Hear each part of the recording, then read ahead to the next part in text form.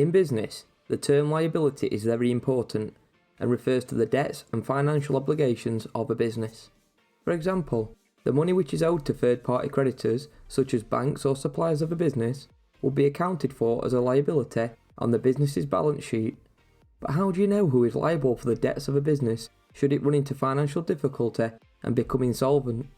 Well, this is all dependent on the type of legal structure of the business, and it's a very important question to ask, especially if you are considering setting up your own business.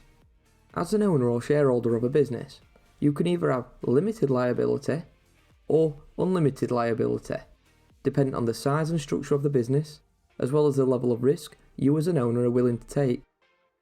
Let's take a look at the differences between the terms limited liability and unlimited liability, so you understand the impact it can have on the assets of your business and you personally.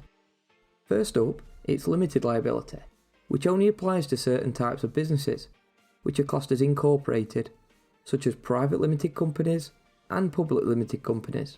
This is because the owners and the business are classed as separate legal entities, meaning the owners of the business are classed as shareholders and their personal assets are not at risk, as they are only liable to lose the amount that they have invested into the business should it face financial difficulties and become insolvent.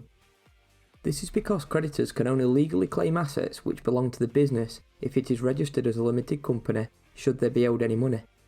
Let's imagine you go into a business with a friend and set up as a private limited company, investing £10,000 of your own money to help the business grow. But after a few years, the business starts to experience financial troubles, racking up debts of £50,000 and was unable to repay these debts and eventually becomes insolvent. What does this mean for you?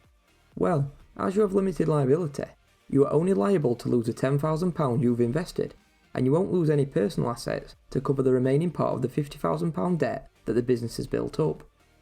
In contrast, unlimited liability applies to businesses which are classed as unincorporated, where the owner and the business are classed as the same legal entity, such as sole traders and partnerships.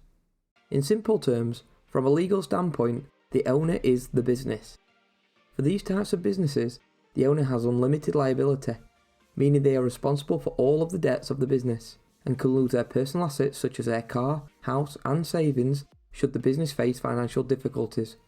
Let's take the same scenario as earlier, where you and your friend set up a business which got into debt of £50,000, but this time it was a partnership rather than a private limited company. This small change in the legal structure of the business now means you are both liable for the full £50,000 of debt which the business has accrued over time, meaning you are risking much more than the £10,000 you have invested.